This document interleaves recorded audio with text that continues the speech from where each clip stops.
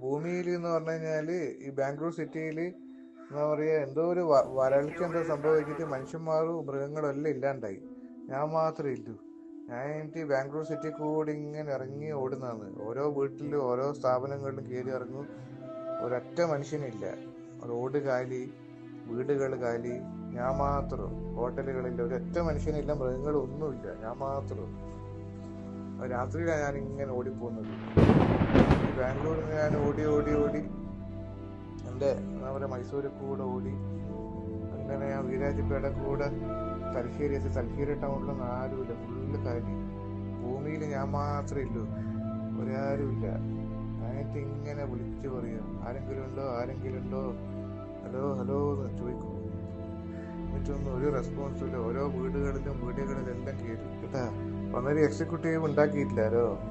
അന്നേരം ഞാനിങ്ങനെ ഓരോരാടെ അന്വേഷിച്ച് നടക്കും.